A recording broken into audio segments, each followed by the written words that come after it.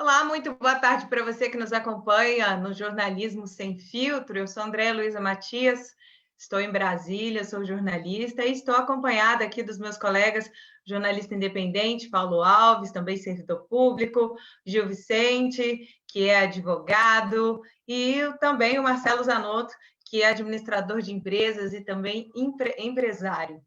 Bem, hoje é quarta-feira, o meio da semana, 3 de junho de 2020, e hoje nós temos alguns assuntos muito importantes em pauta, né? Não vamos trazer muitos assuntos diferentes, mas os assuntos que a gente vai trazer rende muita coisa aí para nós conversarmos. E nós vamos começar hoje falando sobre o ministro Alexandre de Moraes, ministro do Supremo Tribunal Federal, que autorizou o acesso de advogados de defesa ao inquérito que apura supostas divulgações de notícias falsas e supostas ameaças contra integrantes da Suprema Corte.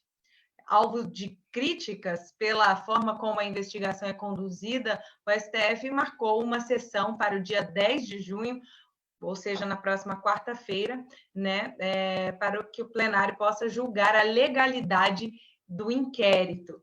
Nós não podemos esquecer que em janeiro e fevereiro, o dono do canal Terça Livre, Alan dos Santos, se recusou a comparecer no STF para responder o interrogatório sobre esse mesmo inquérito, e a justificativa do Alan foi de que não iria ao Supremo porque houve uma negação da Suprema Corte, né, de acesso aos autos do processo.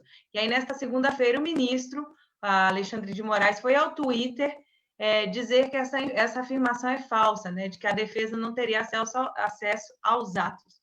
O ministro que investiga fake news, propagando fake news, meus amigos. Afinal de contas, houve a negação, né? E só abriram para a defesa agora, né? Boa tarde. Gil, você quer comentar?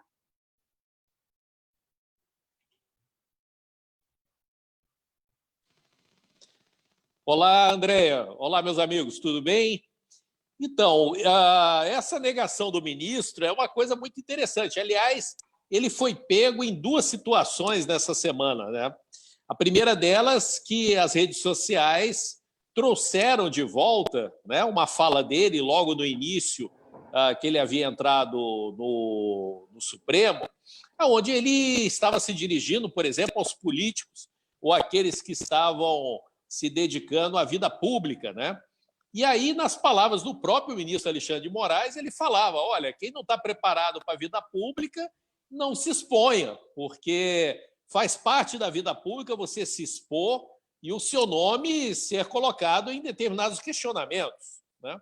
Palavras do próprio Alexandre de Moraes. Aí agora vem essa situação, ou seja, ele desnegou, né? Primeiramente negou, depois desnegou, que não havia liberado aí o acesso aos autos. E aí tem um dado relevante. Por quê? Porque aquele Luciano Hang, lá da Ravan, né? Ele tem muito dinheiro. E aí ele fez agora uma jogada muito interessante. Ele está entrando com uma ação lá nos Estados Unidos, olha só que coisa interessante, para poder julgar o crime que está sendo cometido aqui no Brasil. Por quê? Porque ele está colocando que a Suprema Corte ela não tem legitimidade para poder julgar o que ela se propõe. Então, eu não sei, eu ainda não entrei aí nesse caso, eu não sei como é que ele vai fazer essa ação, se de repente ele tem cidadania norte-americana, porque isso também pode ser algo relevante. Se ele tiver uma cidadania norte-americana, né, vai ter, se ele tem o green card, digamos assim, vai ter que ser relevado isso daí. Ou seja, ele é um cidadão brasileiro ou ele é um cidadão norte-americano, ou ele tem a dupla nacionalidade. Então, isso é uma questão que virá à tona. E ele tem dinheiro para isso, ele consegue realmente mobilizar os advogados e levar esse tempo para uma corte fora do país, fora do Brasil. E aí... Ok? Pode concluir. Então, o dado mais relevante sobre isso é que, ao que consta, eu não vi isso, são informações que nós estamos recolhendo aí no mercado, é um processo muito extenso, diz que tem mais de 100 mil páginas, né? Mas o ponto básico é o seguinte, Tem relevância esse processo das fake news? Esse é o dado mais relevante. Porque quando você trabalha numa questão pontual, é uma coisa. Quando você trabalha de uma forma genérica, como o Supremo está fazendo, e ele mandou, inclusive, para o Congresso Nacional uma proposta de lei, não foi motivada, aliás, foi motivada pelo Supremo, mas não foi elaborada pelo Supremo, ou seja, um projeto de lei de fake news, isso vai contra a liberdade de expressão, porque você generaliza uma série de posicionamentos que, num dado momento, pode ser uma fake news, mas no outro pode não ser.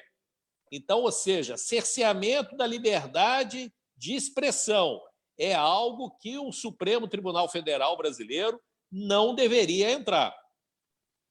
Se eu não me engano, o Bernardo Kister e o próprio Alan dos Santos entraram com um processo na Corte Interamericana por conta, pedindo, acionando aí, reivindicando, não sei qual a palavra que eu poderia usar aqui, usando o Pacto de San José da Costa Rica para reivindicar o direito da defesa aos autos, né? Porque se você não tem, se a defesa não tem acesso aos autos, você não tem um devido processo legal, não é isso? É, por aí. Ou seja, qualquer pessoa que seja acusada, ela tem que ser informado a ela do que ela está sendo acusada. Então, inclusive na notificação, as notificações passaram aí nas redes sociais, era uma única folha. Ou seja, não tinha nem uma cópia da inicial anexa, né? Ou seja, a cópia da denúncia não estava anexa. Aí entra aquela pergunta, quem está denunciando? É o próprio Supremo Tribunal Federal? Está denunciando a quem? A ele próprio? Ou seja, já há um vício de nascimento dessa ação. Aquele que acusa não pode ser aquele que julga, né? Uhum.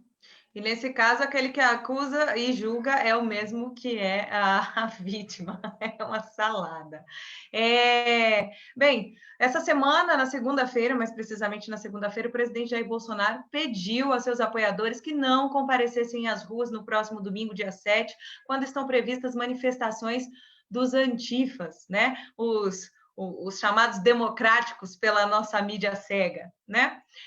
No domingo passado, houve tumulto na Avenida Paulista, em São Paulo, quando a Polícia Militar tentou dispersar, né, esses manifestantes, se é que pode ser chamado de manifestantes, né? Muitos deles participantes de torcidas organizadas. Eles também fizeram quebra-quebra em Curitiba, e é um movimento, eles marcaram aqui pelas redes sociais, hoje eu dei uma olhada numa página deles aqui em Brasília, eles marcaram manifestações, e está aí um exemplo de que a liberdade de expressão ela só é tolhida quando é para os conservadores, né, Marcelo?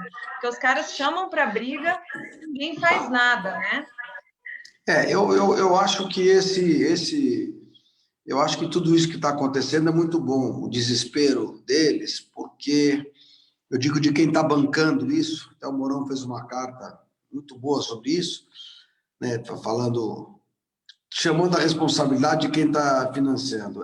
Esse movimento Antifas, tá?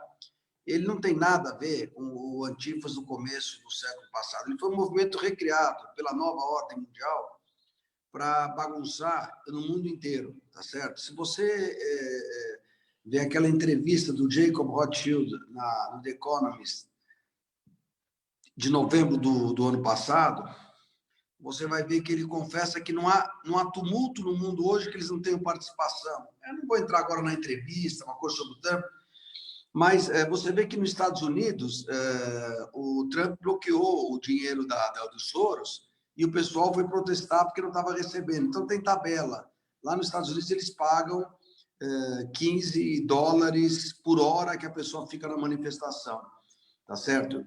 E aqui no Brasil, as torcidas organizadas, elas têm um problema muito sério, tá? Elas têm envolvimentos muito sérios, elas passaram aí 20 anos, 30 anos envolvidas em brigas muito sérias e tem muita acusação de crime e tudo mais, ou seja, torcida organizada não é uma representação democrática, né? Pelo contrário, né? Eles chegam a brigar com os próprios torcedores, como aconteceu com o Palmeiras, quando a torcida ficou contra as organizadas ficaram contra a própria torcida do clube e tudo mais. Mas, no caso específico do Corinthians, tem um agravante, né? Um agravante que o presidente do Corinthians atual, ele pertence ao PT, né? É o André Sanches, e ele era presidente quando houve a construção do estádio, todo aquele problema que falam dos desvios, e parou de entrar dinheiro, e a história de que teve desvio para o Lula, todo esse tipo de coisa, entende? E o que acontece? Como ele não está, eu não vi ainda uma nota de repúdio do Corinthians, a atitude da torcida, ele está colocando o clube num sério risco. Por quê? Vamos entender. O mundo hoje está andando junto, André, Brasil e Estados Unidos. Nos Estados Unidos, o Trump quer pôr os caras como organização terrorista, tá? E isso tem uma consequência muito grande. Aqui no Brasil, a esquerda desesperada, ela continua brincando, achando que pode brincar. Então, o que significa para o Corinthians, na prática? Na prática, se o Corinthians não repudiar e não punir a Gaviões, ele corre o risco de que qualquer empresa internacional não faça nenhum contrato com ele. Se você lê os atos executivos que o Trump está fazendo, já se preparando para talvez um conflito maior com a China, se você você incentivar ou associar um grupo terrorista ou criminoso, os responsáveis ou os acionistas majoritários podem ter cadeia pedida lá e a empresa pode ter todos os bens. O governo americano pode ir no mundo inteiro e ir atrás dos bens da empresa para resgatar o prejuízo. Então, não é brincadeira. Quer dizer, agora o Corinthians vai decidir se ele é um puxadinho do PT ou se ele é um clube, entendeu? Inclusive, muita gente dizendo que está deixando de torcer, André. Eu gostaria de dizer o seguinte, isso é bobagem. Não pode misturar o clube com a torcida organizada. O que eu sei é que eu conheço assim, centenas de pessoas, mas muita gente que deixou de ir a campo de futebol por causa da violência dessas organizadas.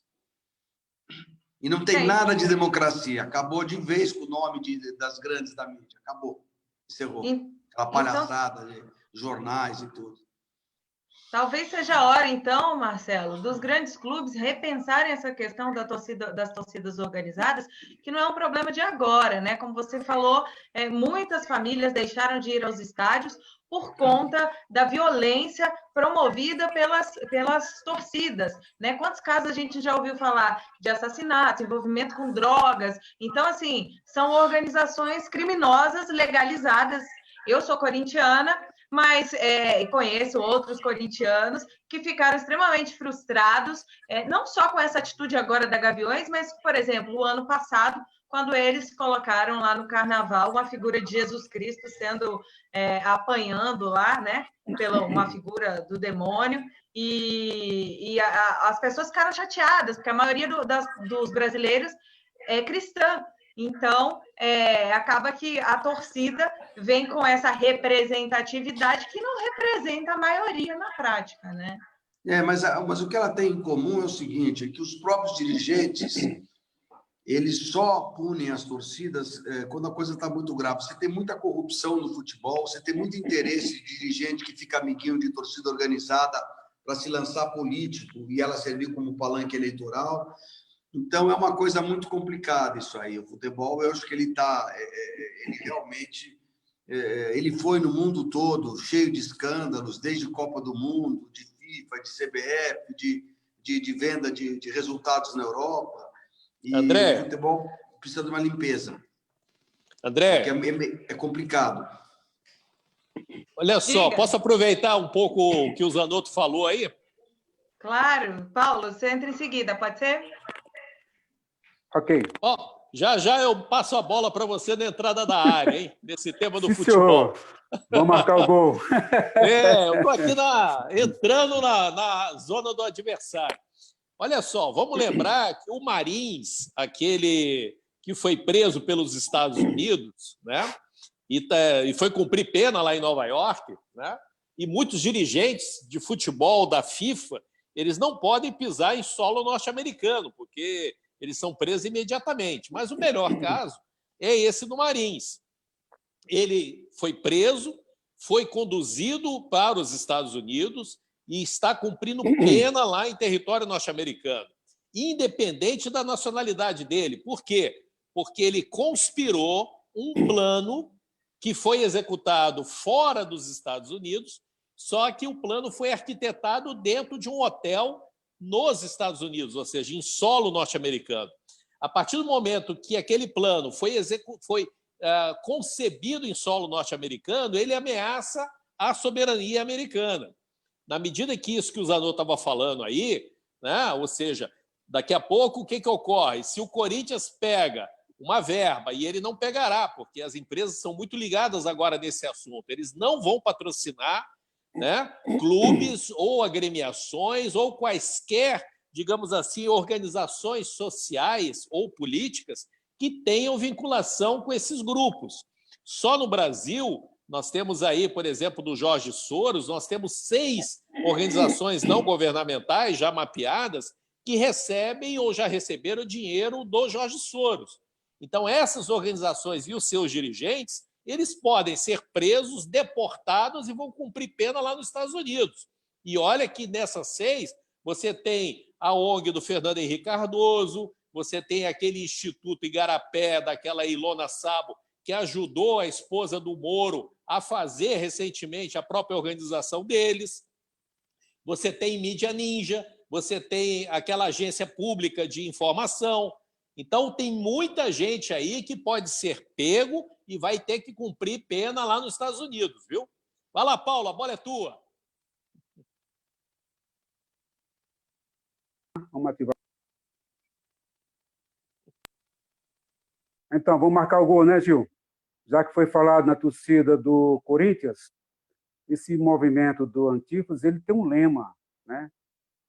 Que é uma sigla ACAB, A-C-A-B, que significa, em inglês, All Caps é Bester. O que quer dizer isso em português?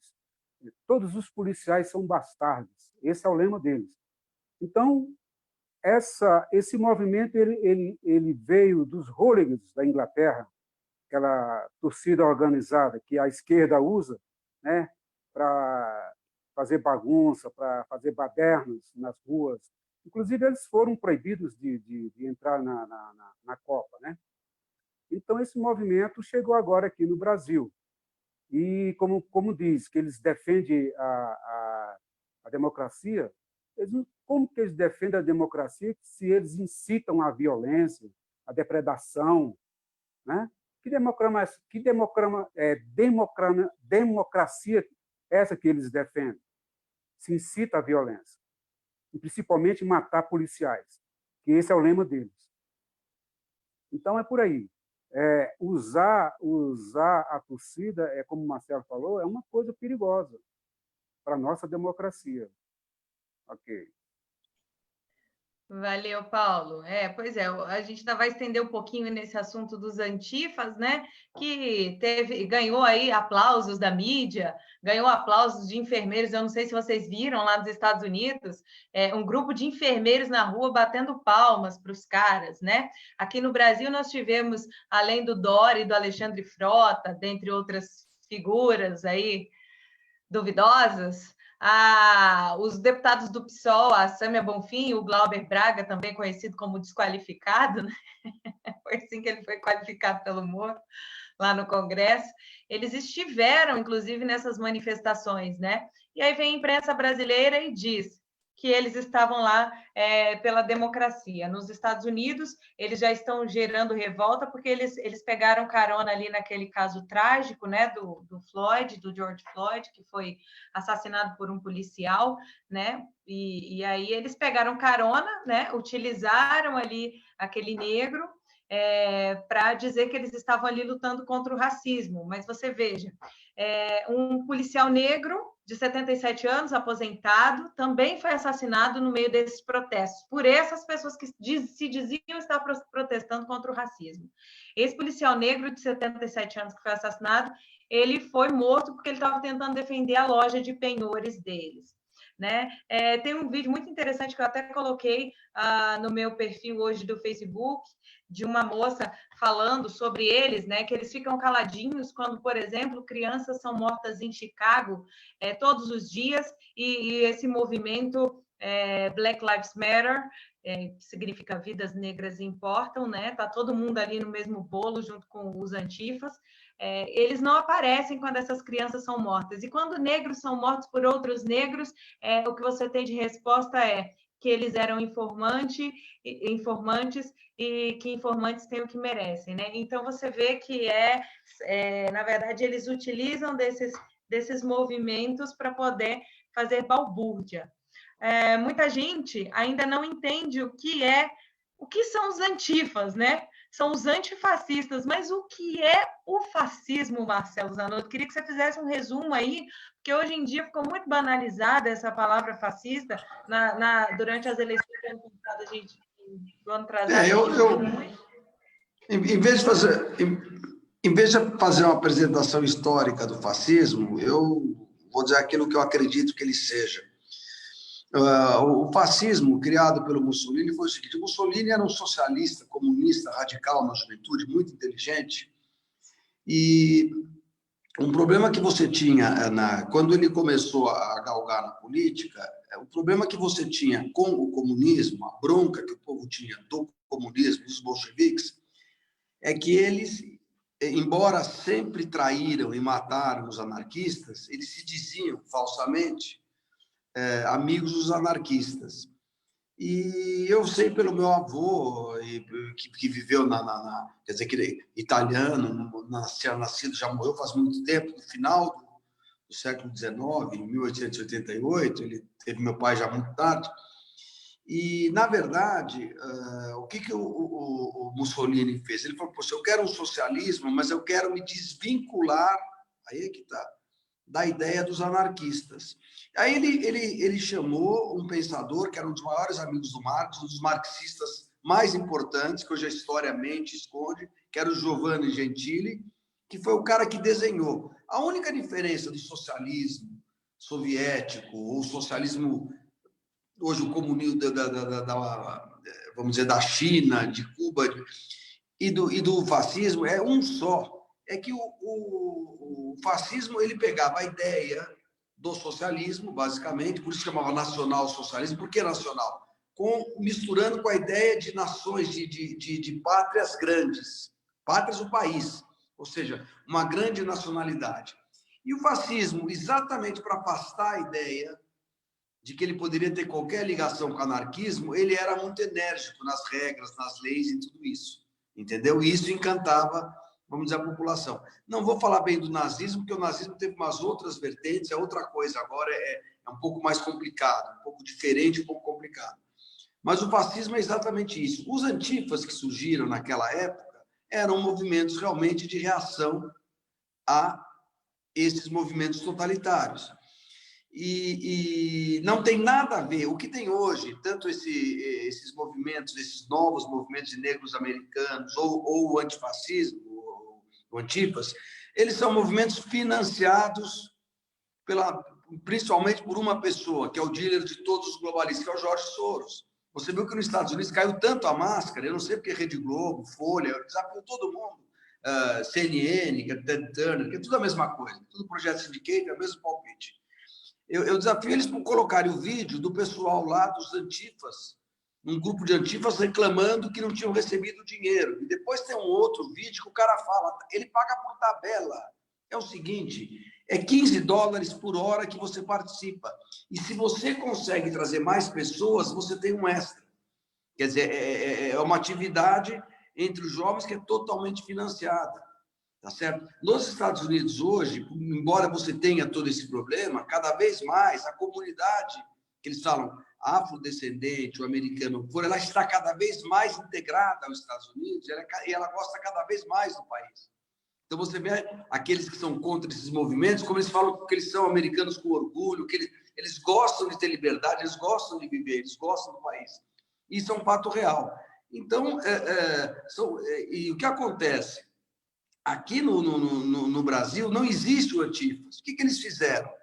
Fizeram uma besteira no desespero de derrubar o governo, e a mídia fez uma besteira de acompanhar, que foi querer contratar a torcida de futebol. Só que a torcida de futebol, embora os líderes podem ser amigos, no crime ou não, Você não pode nem pôr duas juntas. Se eles forem para Paulista e você levar Independente e a Gaviões, eles vão se pegar no meio. Porque alguém vai lembrar de alguém que ele brigou e vai dar um soco e tudo mais. Entendeu? Agora, em Curitiba, aconteceu um movimento contrário, que foi o pessoal das academias, que estão se organizando no Brasil inteiro. E aí eles vão sumir. Como apareceram, vão sumir. Porque por R$15 e um lanche, alguma coisa, não vale a pena ir brigar de quem você vai apanhar, porque não vai ter briga. Aí vai ser uns batem e outros apanham. Tá certo? E essa turma de organização não tem tamanho físico, não tem... Eles têm um estilo de brigar, que é como aqueles cachorros selvagens da África, que vão vários mordendo, tal, até cansar o bicho. A pessoa cai e eles chutam no chão. Mas eles não podem brigar, por exemplo, com 70, 80, 100 lutadores de vale tudo, que cada vez que colocar a mão no focinho do outro, o cara cai. Entendeu? E é o que vai acabar acontecendo. Eu acho que isso tem que ser brutalmente, rapidamente colocado como fora da lei, como fez o Trump. Ele está colocando fora da lei, porque ele sabe que é um documento pago. Eles já descobriram, só que lá, quando eles investigam, não tem hipocrisia brasiliense.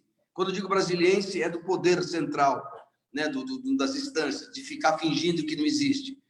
Eles são práticos. Então, a própria esquerda americana, mesmo menos radical, uma pissolista, eles são contra isso, porque eles sabem que isso vai eleger o Trump. Aqui os caras não veem, eles estão indo até o limite. Então, aparece o Lula pondo camisa do líder lá do PSOL, que é um líder, que é líder da Gaviões, do dia. Vai lá, Gleisi, aparece o outro deputado do PSOL, o Glauber, quer dizer, a população não gosta disso, porque eles são agressivos, eles destroem, eles batem, eles quebram tudo, entendeu? E não estão lá para... E aí tentaram, né? A Rede Globo, todo mundo, o CNN, tentaram mudar, falar que era um movimento pela democracia. Eles gritaram democracia 5 minutos, André, e começaram a gritar aqueles gritos de briguei, filha da puta, vou dar porrada, não sei o quê. Quer dizer, pelo amor de Deus, chega com isso. Não sei onde que quer chegar essas redes de televisão. Sabe? Não vai sobrar assim, respeito nenhum da população, porque a população está se ligando. A manipulação está diminuindo, porque a população está dizendo Folha de São Paulo, Valor, é tudo a mesma coisa. Tá certo? Tudo a mesma coisa. É isso aí. Bem, para quem ainda tem dúvida em relação a esses movimentos, eu convido a dar uma pesquisada na internet. Hoje eu assisti a um vídeo Respirei fundo e fui assistir a um vídeo deles mesmos, dessas pessoas que se auto-intitulam antifas, e aí eles dizem claramente, primeiro, que eles são ligados, sim, ao comunismo marxista, que tem por objetivo tomar o poder. Eles dizem isso, que eles não estão ali para combater. A ideia deles é, num primeiro momento, frustrar as manifestações conservadoras, de quem eles chamam de fascistas, por terem valores cristãos, e, num segundo momento, sim, promover um mundo novo, né? O mundo ideal para eles. Então, assim, para quem ainda tem dúvida sobre isso, e fica a pergunta no ar, né? Onde é que está o Ministério Público, onde é que está a Polícia Federal, onde é que está esse pessoal que fica se manifestando na internet, quando essas pessoas postam porque tem post deles chamando e dizendo o seguinte, convidando a galera e falando assim, pacifistas não são bem-vindos, porque o que eles querem é o caos. O lado bom de tudo isso é que ficam expostos e as pessoas podem ver exatamente quem eles são, né? André, Paulo, eu acho que o Gil quer falar também. Pode falar, Paulo.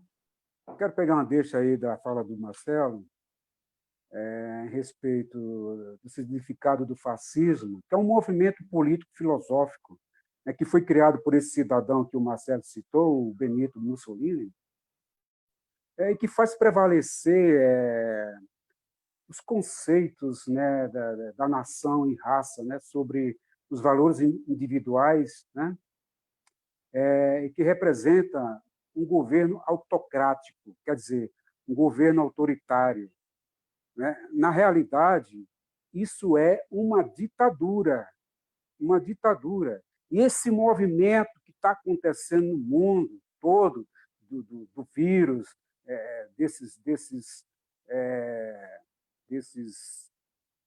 artifas, tem um início. E o início começou no iluminismo.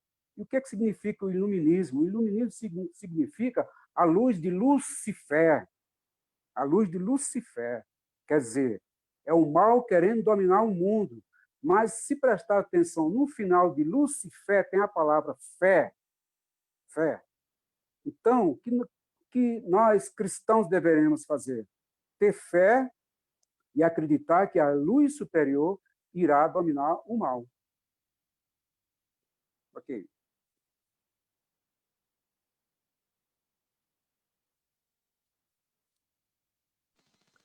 Você ficou sem áudio, André. Você falou aí, mas ninguém ouviu nada.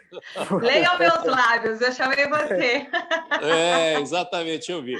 Olha só, tem um dado relevante aí nesse momento, que é o seguinte: na realidade, se você for observar quadro a quadro o que aconteceu, primeiramente, avisaram lá para a imprensa: tem um grupo novo aí que vai entrar na manifestação e são pró-democracia. Aí a mídia comprou esse pacote, né? Porque viu que no pacote verde e amarelo ela estava ficando deslocada.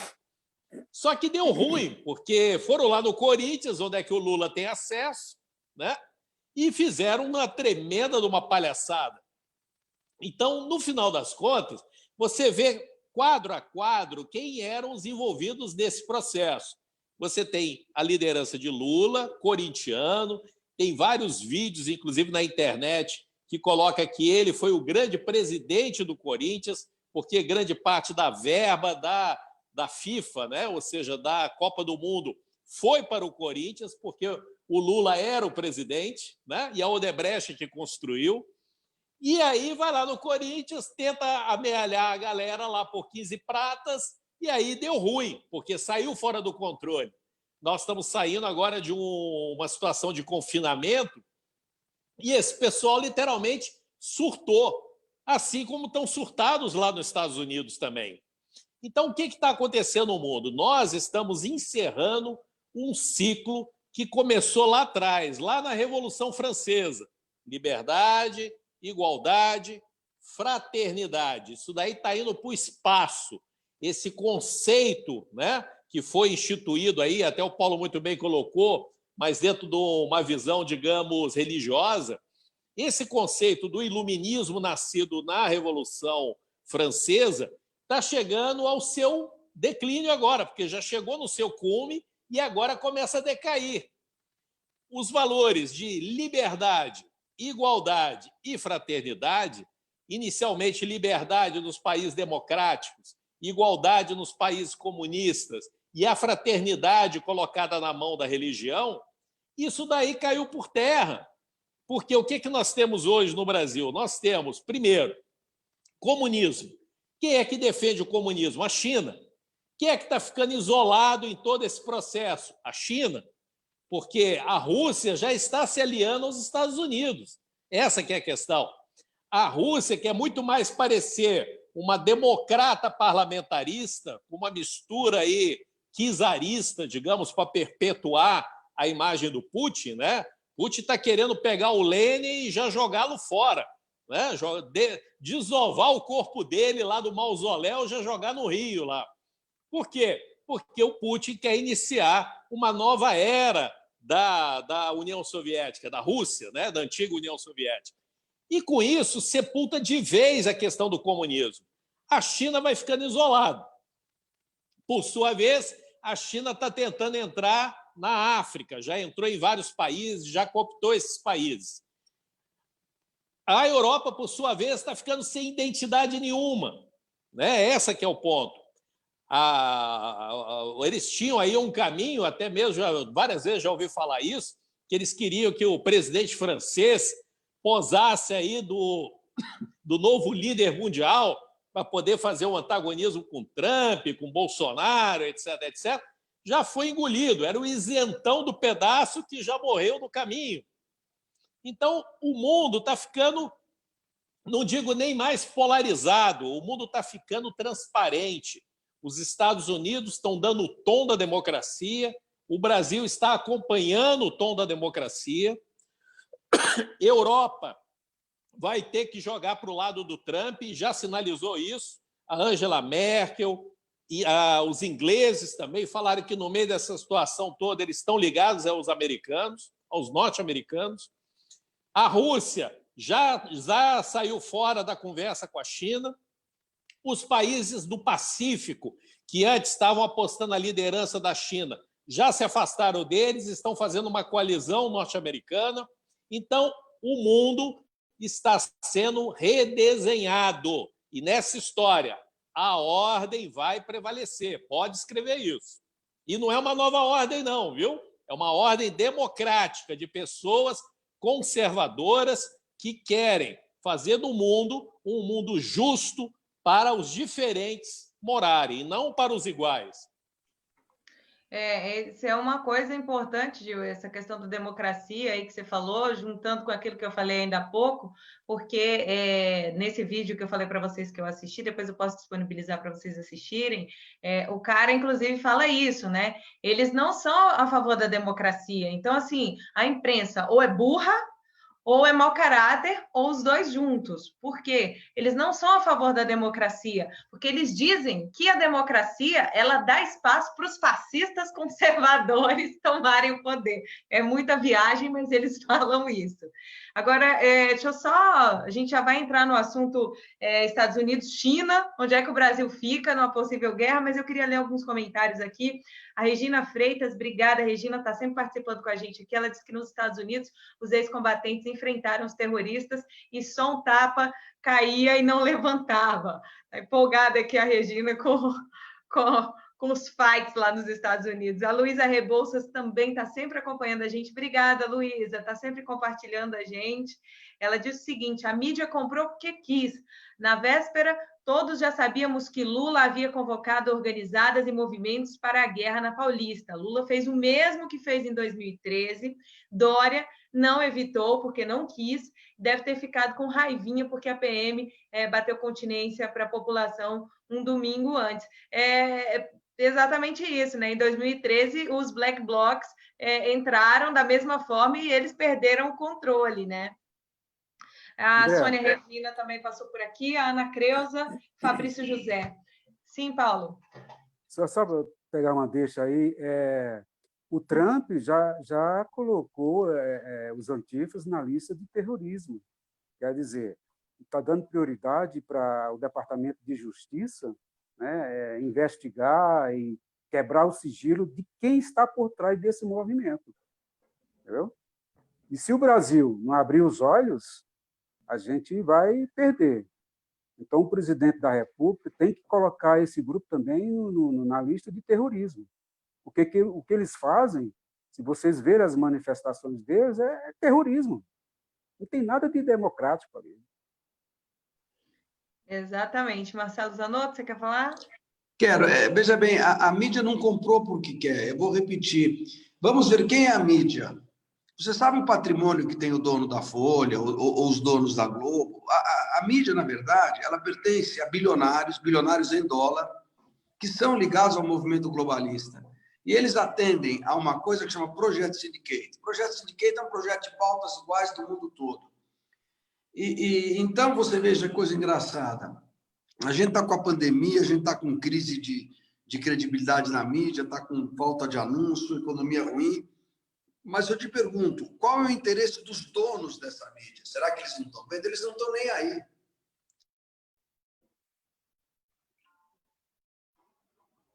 Verdade. Travou, Marcelo Zanotto? O Zanotto travou aqui.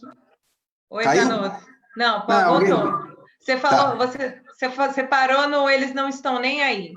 Não estão nem aí. Quer dizer, eles têm uma intenção, quer dizer, por exemplo, como eu te digo, como que a coisa vai melhorar? Eu sempre dizia que o Brasil teria que fazer uma investigação sobre as atividades, por exemplo, do Jorge Soros. Por que falo Jorge Soros? Porque ele é o dealer de vários desses bilionários, ele é o cara que mete a cara. Agora, mete as caras. O que acontece? Agora ele está para cair, porque provavelmente esse que aconteceu nos Estados Unidos vai sair, porque já está pronta para sair, o pedido de prisão também nos Estados Unidos. No momento que ele for preso, e o governo americano vai tentar bloquear todo o valor da Open Society, você vai ver como vão enfraquecer esses movimentos no mundo, que são todos pagos. Você tem vários vídeos das pessoas contando como funciona.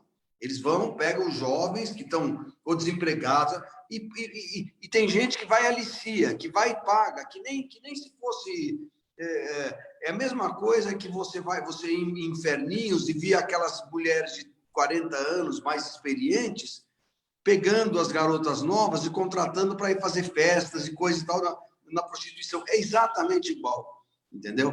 Então, a mídia sabia disso. Não é possível, entendeu? E eu acho que teria que ser penalizado, inclusive civilmente. Não é possível que eles não tenham noção, redatores e que experiência, de que torcida organizada não é democrático. Não é possível. Eles passaram décadas denunciando as brigas e os abusos, entende? Agora, só mais uma coisa, com relação a Gaviões, é uma coisa muito triste que está acontecendo. Por quê? Porque a Gaviões ela se rebelou contra a roubalheira do Lula. O problema é que a liderança agora está na mão de um cara do PSOL.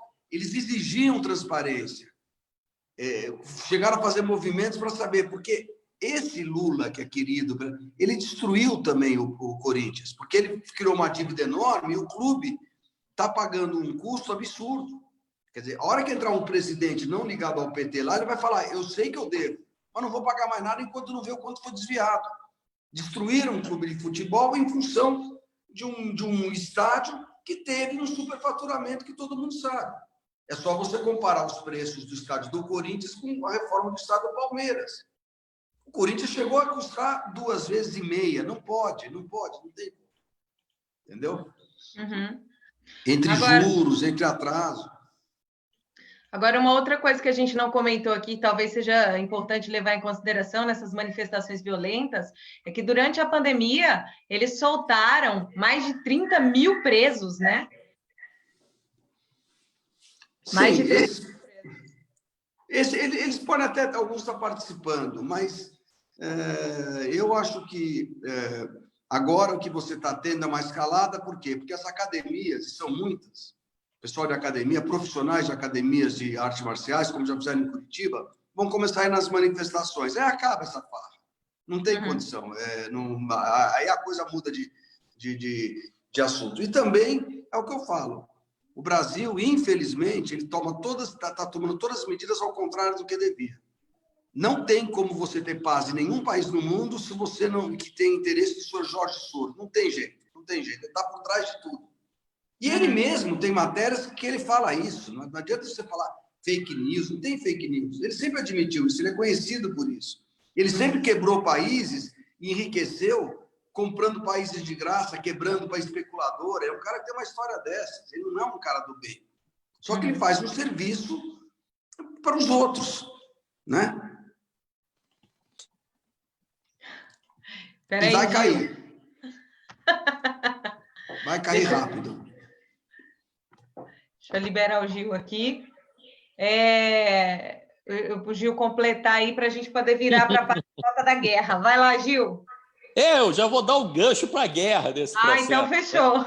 Vai lá. Vamos fazer a roda girar, né? Vamos. Porque o que ocorre é o seguinte, André, olha só. Não colou. No final das contas, os antifas tupiniquins, né, corintianos, né, não colou. A mídia, no final das contas, acabou que entrou numa furada, ficou mais exposta ainda, e agora o que ocorre? Se no domingo agora eles vão para a rua, vão tomar pancada, porque a população já descobriu a tremenda da malandragem que está por trás disso daí, né? Aqui no Brasil, infelizmente, nós não temos ainda a posse de armas, como qualquer país desenvolvido. Veja bem, hein? Quando o carro, né, foi inventado e as pessoas tiveram a condição de comprar um carro e o Ford teve uma participação muito grande nisso, era uma situação extremamente caótica. Ninguém sabia dirigir carro. As pessoas dirigiam carroça e depois foram dirigir carro, começou a ter um problema sério, né, de morte, uma série de coisas. Então está sujeito.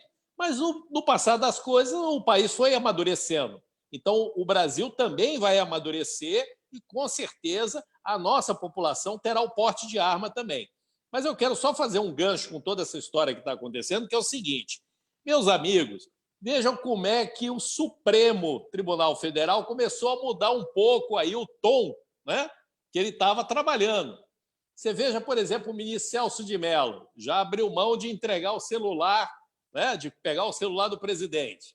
Já colocaram o outro ministro, né, o Marcos, né, que é o Melo também, né, que é tanto Melo para lá, Melo para cá, o Marco Aurélio Melo. Isso. Né? Colocaram o Marco Aurélio para jogar água na fervura. E o próprio ministro Alexandre Barros também já está... Alexandre de Moraes. Alexandre de Moraes, eu falo Alexandre Barros de vez em quando. Ele está agora colocando também água na fervura. O que está acontecendo, meus amigos, é o seguinte: as pessoas me perguntam, o Brasil terá uma intervenção militar? Meus amigos, o mundo já evoluiu. A inteligência e o modo de fazer política já evoluiu também. Você não precisa fazer uma intervenção como foi feito em 1964 ou como foi feito na época do Getúlio Vargas. Né? A intervenção ela já aconteceu. Se você pegar a quantidade de militares que já estão à frente do governo, eles já estão comandando o governo. O que os militares agora estão fazendo é dando o tom de forma como os poderes vão se relacionar. Recentemente, o procurador-geral, no programa do Pedro Bial, já falou: os militares vão intervir para manter o quê? Cada poder na sua caixinha. Aquele poder que sair fora da sua caixinha vai ter um corretivo. Então, vamos tirar, digamos assim, aquela expectativa que nós vamos ter tanque na rua, né? Que os militares vão chegar no poder, interferência, censura. Isso é uma tremenda de uma visão aloprada dos mesmos vigaristas que fizeram esse movimento dos antifas tupiniquins desse final de semana, e isso daí já caiu por terra. Hoje nós temos dentro das Forças Armadas pessoas altamente estrategistas. Para eles chamarem um Celso de Mello ou outro juiz da Suprema Corte e pedir para ele se aposentar, pode estar certo que esse ministro vai ouvir a aposentadoria, vai pedir a aposentadoria, vai ter as honras todas da sua aposentadoria e vai abrir antecipadamente a ocupação de vagas do Supremo para indicações do atual governo. Escreva o que eu estou falando, hein? Agora, vamos adiantar aqui que a gente já está bem atrasado, mas, bem, eu acredito que a maioria da população brasileira não quer realmente uma intervenção militar, quer que o governo prospere, que o país cresça, enfim.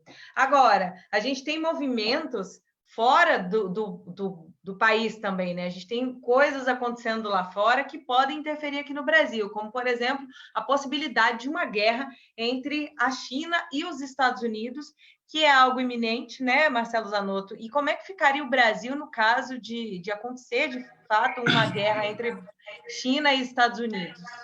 Eu vou aproveitar e pegar o gancho para entrar nisso do que o Gil acabou de falar, muito importante, muito interessante. E acho que o que o Gil colocou deixa com muito brilho. O que acontece? Não vai haver intervenção militar, mas o que vai haver é que mesmo que você tenha militares meio simpáticos a essa velha nova república, ou a visão de esquerda, ou seja o que for, ou uma visão mais chinesa, o que for, o que vai acontecer é que os militares devem começar a apertar mais pelo seguinte: essa postura do Brasil, que ele usou nos últimos anos, de querer tentar ter uma postura neutra na questão Estados Unidos e China, isso aí é uma coisa que coloca o país em risco, tá certo? Coloca o país em risco, entendeu? Por quê? Você vê, já o ano passado, se a Hillary Clinton tivesse ganho a eleição, talvez a gente tivesse perdido a Amazônia, porque o francês queria fazer lá, o anticristo queria fazer uma intervenção, entendeu? Então, e o Trump ajudou. Agora, hoje tem o seguinte: se o Brasil, se houver um conflito, e é possível, as pessoas falam, imagine, não é. Basta, sabe, até no YouTube, é só você pegar vários sites interessantes, páginas importantes nos Estados Unidos, na Austrália, em todo lugar, você vai ver, mesmo na Índia, que tiver tradução para o inglês, pelo menos, você vai ver que eles estão se preparando para uma guerra. E se puder, eu explico por quê. Tá? O que está por trás dessa guerra é o seguinte: a China faz um tempo que ela está tendo um certo problema com aumento de custos de produção, já tem países que hoje têm mais opção de preço barato para a produção, quer dizer, era praticamente um regime escravo, né? Um trabalho escravo, e as corporações adoravam. Ela tinha tido vários problemas, mas, do ponto de vista de geopolítica, a China era um país que investia 100 bilhões de dólares em armas, em defesa, e tinha um exército de 2 milhões de homens. Gastava quase tudo para o exército. Poucos anos atrás, ela passou de 100 para 170, quer dizer, aumentou 70% e reduziu de 2 milhões para 1 milhão e 200, ou seja, ela começou a se armar e começou a fazer uma marinha poderosa. Isso está causando uma corrida armamentista violenta entre Índia, Austrália, Coreia do Sul, Japão, e a tensão é muito grande. Com o negócio do Covid, vamos dizer, o negócio ficou muito mais grave. Quem sempre defendeu a China foram os europeus. A Europa não está mais de 4, ela está deitada, ela está completamente entre essa crise, a quebra que ela ia ter, a saída da Venezuela,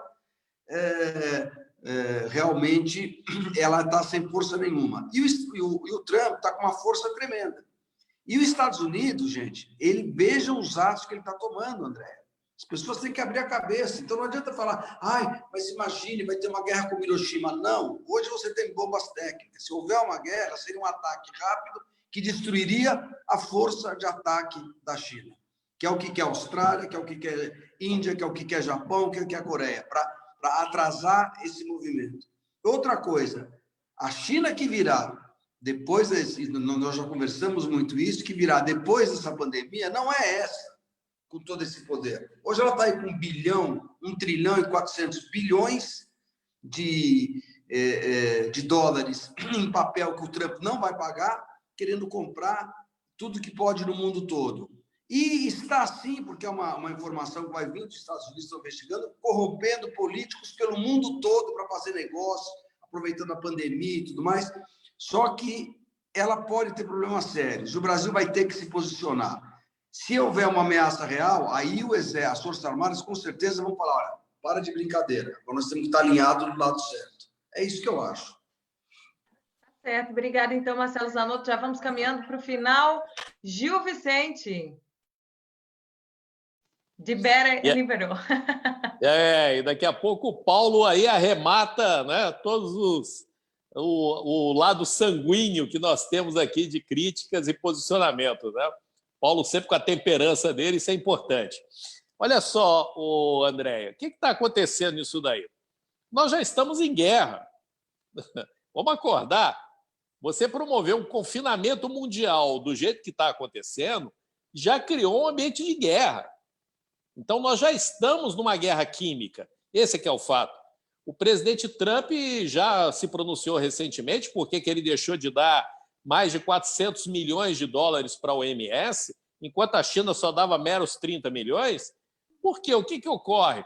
O chinês fechou todas as fronteiras de trânsito daquela comunidade Wuhan para os outros estados da China, mas liberou que eles viajassem para o mundo inteiro. Então, quem espalhou esse vírus para o mundo todo foi a China. E eu só estou repetindo as palavras do próprio presidente Trump. Na medida em que a China manda uma cartinha para o Congresso Nacional Brasileiro pedindo para que não haja nenhum pronunciamento em relação a Taiwan, eles já estão querendo cooptar, né, os políticos brasileiros para que se alinhem com a China, e várias vezes eles tentaram, inclusive, isolar o discurso do presidente da República em relação à China. E eles estão vendo agora que não colou também. A China foi exposta. Hoje, qualquer cidadão no meio da rua sabe que a China tem responsabilidade, sim, por ter espalhado esse coronavírus pelo mundo e está sendo a grande beneficiada, porque está ganhando dinheiro com tudo isso. Então, já não cola mais. Só mesmo o Macron brasileiro, né, ou queria ser o candidato Macron brasileiro, que é o Dória, lá em São Paulo, que ainda acha que a China vai chegar toda poderosa. Não vai. Porque, no final das contas, nós estaremos alinhados com os Estados Unidos. E todo o dinheiro norte-americano ele estará, sim, vindo para o Brasil para comprar posições estratégicas. A América do Norte e o Brasil vai ter a liderança na América do Sul mas não é uma liderança, digamos assim, autocrática, é uma liderança democrática, porque vários países aqui na América do Sul já estão se alinhando com o que o Brasil está vendo. Então, digamos que a revolução bolivariana, socialista, aquele papo todo furado que vinha lá da Venezuela, isso daí já caiu por terra. Equador já caiu por terra, Peru já caiu por terra, Colômbia e assim por diante. A Colômbia nunca se alinhou disso daí. Então, o que está acontecendo? O Brasil, com esse alinhamento com os Estados Unidos, ele vai se fortalecer e muito, principalmente em relação a essas investidas que estão ocorrendo da China. Só que nós precisamos de ter posicionamentos estratégicos também no Congresso Nacional em relação a esse assunto. Olha só, o Congresso norte-americano votou uma lei que obriga as empresas que têm participação de capital chinês a abrir os seus relatórios financeiros lá no país. Antigamente não era assim, eles só tinham que prestar contas da contabilidade fora dos Estados Unidos. Então, isso já é uma forma de exposição da China perante os Estados Unidos. Esse tipo de protocolo será feito aqui no Brasil também. Aquelas empresas chinesas que estão querendo entrar em áreas estratégicas no Brasil, elas serão coibidas de várias formas, seja no agronegócio, seja na parte de tecnologia, seja na área de investimentos de infraestrutura também. Então, a China está ficando altamente radioativa de você ter relacionamento com ela. Daqui a pouco o Trump engrossa mais a conversa em relação aos investimentos chineses. Aí eu te pergunto o seguinte, você é dono de uma grande empresa aqui no Brasil, na área tecnológica, você vai querer estar ligado aos chineses nesse momento e ver que os Estados Unidos vai te dar as costas? De forma nenhuma. Então, vai haver uma acomodação de mercado, sim, de investimento, sim, que estarão passando por um alinhamento junto aos Estados Unidos. E a China, cada vez mais, estará sendo isolada desse grande, digamos, não é nem um reajuntamento, mas um redesenho da geopolítica internacional, entendeu? Entendi. Valeu, então, Gil. Paulo? Isso aí. Cadê o Paulo? Paulo congelou? Calma aí, Paulo. Não, o Paulo bota um boneco e vai tomar café. Né? Exatamente. Aí eu vou liberar ele e ele trava o microfone. Calma aí, Paulo. Relaxa, Olá, vai. Fica à vontade. Está liberado. Liberou? Beleza. Interessante o que o Gil falou, a importância dos militares, né, que está acontecendo aqui no Brasil. Realmente, de fato, o governo está rodeado dos militares, porque foi uma estratégia dele. Quem quer mais a intervenção militar é a esquerda, para depois se sentir de vítimas. Porque o Bolsonaro fez a intervenção. Então, quero lembrar as palavras do coronel Enio Fontinelli, que foi diretor de comunicação do SNI, hoje, a ABIN.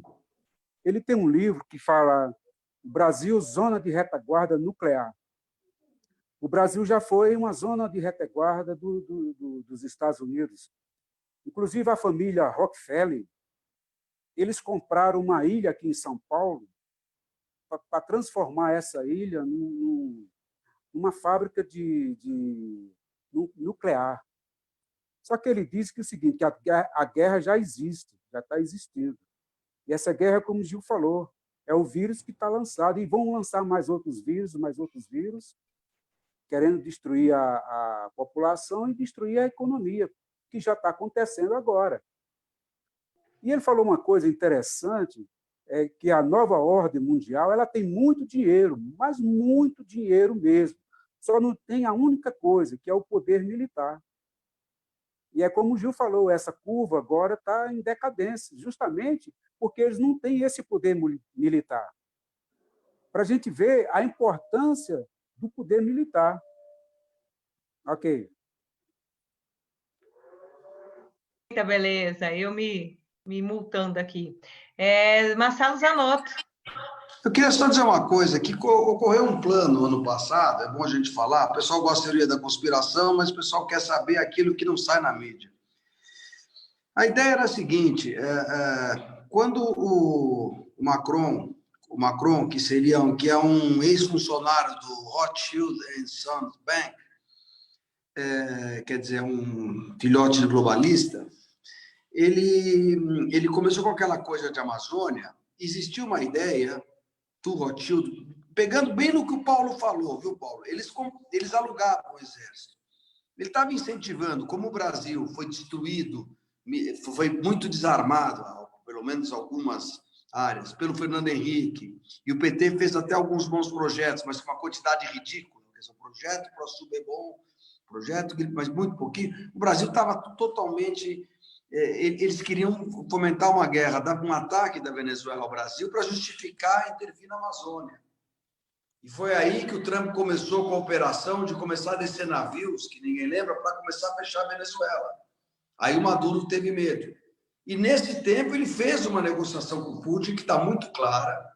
Tanto está clara essa negociação, que existe um processo contra os Soros nos Estados Unidos, e o Putin já pediu prisão do Soros lá na Rússia. E agora, com essa questão dos Estados Unidos, provavelmente vai acabar o império dos Soros. E aí, provavelmente, você vai ter políticos importantes no Brasil que podem ter a vida muito complicada daqui para frente. Entendeu? Então, só completando o que o Paulo falou, para o pessoal entender que a gente esteve muito perto de perder a Amazônia, mesmo, de ter uma intervenção internacional, muito perto. Tá certo, Zanotto, valeu. Bem, nós já chegamos ao final. Hoje foi um bate-papo, né? A gente trouxe poucos assuntos, mas quis aprofundar um pouco mais essa questão dos antifas. Muita gente perdida sem saber o que está acontecendo, porque a gente ainda tem muitas pessoas que vivem no mundo de Nárnia, né? Acreditando que a Globo está falando a verdade, que a CNN é super idônea, né? Pessoas que não têm outras formas de informação, outras fontes de informação. Então, por isso, a gente quis trazer um pouco aí desse contexto histórico, dessa questão do antifas, quem é que paga, né? Enfim. O Gil falou uma coisa interessante sobre a questão do posicionamento do Congresso brasileiro, né? Deu o exemplo do Congresso americano. Bem, e a gente tem, claro, isso acompanhando as notícias, né? O que sai aí, de que o Congresso americano, ainda que lá tenha também a sua esquerda ideológica, são pessoas que ainda se preocupam com o seu país. Infelizmente, aqui no Brasil, quando alguém vai criticar o Partido Comunista Chinês, a primeira coisa que você vê é presidente da Câmara e Senado saindo em defesa do Partido Comunista Chinês. Espera aí, fala, Zanotto. Isso que você falou é exatamente um absurdo. Eu tenho uma coisa muito triste para falar. Eu nunca imaginei que eu ia poder sentir um pouquinho de falta de duas pessoas, né, terríveis, que a gente sempre lutou contra. Era o Renan Calheiros e o Cunha, sabe por quê? Não, porque eles têm postura de homem. Esses que estão aí são meninos, André. Não é possível. E sabe, o problema não é só a figura ou o que faz de mal para o país, mas um presidente de Congresso, um presidente de Câmara, tem que ter uma postura de homem, não de garoto. Uhum. Entendeu? Eu vejo nesse Alcolumbre um garotão. É isso que eu penso. E um garotão idiota, né? Vamos combinar. Sim, mas o garotão, quer dizer, ele não tem... Eles deram tanta cancha, Andréia, pro STF... Isso, eu tenho certeza que o Cunha e o próprio Renan falariam, não vamos dar tanta cancha que depois a gente não retoma. Uhum. Hoje o Brasil está na mão do Superior Tribunal Federal. Esse é um fato real, porque eles abriram mão dos direitos deles. Exatamente. De legislar e apoiaram o STF atacar o Executivo também. Então, eles perderam toda a moral. 2 homens de geleia. Nós estamos na mão deles. Então, assim, o meu comentário é só para fechar em relação a isso, né? Fazendo essa observação do Gil, de que, infelizmente, a gente não tem esse Congresso que os Estados Unidos têm. Então, cabe a nós, brasileiros, cobrar mesmo, enche o saco do seu senador, enche o saco do seu deputado, liga lá no gabinete dele, enche o saco e cobra, porque eles não vão cobrar nada por nós. E é isso, né? Se você ainda não nos segue no YouTube, corre lá no nosso canal Jornalismo Sem Filtro, se inscreva, tá? Compartilhe com seus amigos. Todas as lives que são feitas aqui no Facebook sobem, depois para o YouTube fica mais fácil de compartilhar, então você compartilha para geral aí, para que possa chegar a outras pessoas também as informações que você tem acesso aqui. Zanotto, você quer falar mais alguma coisa? Não, só dizer o seguinte. Não, quero sim, Andréia. Só uma coisa, dizer o seguinte, para quem fala que... Veja bem, nós aqui, nós estamos fora da Matrix. A gente está levando o pessoal para estar fora da Matrix, tá certo? A pessoa que ainda acredita na mídia convencional, não entende que ela joga por interesses de fora do país, não adianta, a pessoa não quer sair da Matrix. Nós aqui falamos para quem está querendo... Quer dizer, não é possível que qualquer pessoa que busque informação não veja que as pautas nos Estados Unidos e no Brasil estão correndo juntas, até as votações. Entende? Que estão acirradas com essa questão do Covid e da crise da China. Não é possível que as pessoas não vejam. Aqui a gente querendo criminalizar a opinião e lá eles criminalizando as fact-check, que eu sempre critico. Agora, a criminalização do Antifas. Aí você começa a fazer uma votação que todo mundo vota para criminalizar e o resultado lá do Senado fica dando um monte de gente dizendo para não criminalizar. Então, é uma loucura, né? Exatamente. Então, Andréia, nós temos um papel de alta relevância, né? Que é exatamente nessa linha que o Zanotto muito bem colocou. Pensarmos fora da Matrix. Ou seja, o que nós estamos daqui trazendo de alimento, de informação para quem está nos assistindo, são fatos que têm se comprovado ao longo do tempo. Veja que esse assunto da China aí que a gente veio falando, há pouco tempo atrás, há menos de, digamos, 60 dias atrás, eu estava sendo colocado aí naquela caixinha da teoria da conspiração. Hoje as pessoas estão vendo que a coisa está acontecendo. Você veja o MS mesmo, agora, essa semana aí, vai reaver todos os testes com cloroquina que eles estavam fazendo antes, né? E eu quero só encerrar aqui também o seguinte, olha, infelizmente está difícil da gente defender o Moro, hein? O legado que ele deixou da Lava Jato. Porra, eu quero aqui aproveitar esse programa para fazer aqui uma expiação de culpa, porque... Olha, vai, Gil! Peraí, Corinthians aí hoje. Olha o Corinthians. Eu fui desafiada fora, gente. Tá difícil, viu, Andréia? Olha que quando o Moro saiu do governo, a gente estava ali com aquela coisa de algodão entre os cristais, tentando contornar a situação. Peraí, o legado da Lava Jato. Mas, olha, tá difícil, porque... ele não ouve ninguém. Quem que está dando assessoria política ao Moro? A mulher dele, cara. Daqui a pouco ele não consegue nem se eleger ao Senado, porra. Não. Ele é Ô, Gil. Ô, Gil, é uma atrás da outra que ele está dando. Ele não para. Porra, ele não para. Ele tá aquele meme assim... O Moro hoje é aquele meme. Olha uma vergonha ali. Espera aí que eu vou lá passar. O tempo vai mostrar a verdade, né? Ele já mostrou. Ele está mais perdido que cachorro que cai de carreto de mudança. Meus amigos, que situação. Eu fiz um post essa semana que o Moro está sendo o maior defensor do STF, que foi quem mais trabalhou contra a Lava Jato. Ele apanhou, olha, ele por pouco eles não conseguiram entrar ali com o esquema para prender ele, né? Ele tá botando fogo na biografia dele inteira, tá queimando tudo. Que dificuldade. Olha, eu quero só dizer que a partir de hoje eu cansei, não vou mais defender ele não, tá bom? Tá bom. Estádio do que nunca, hein, Gil? Cansei.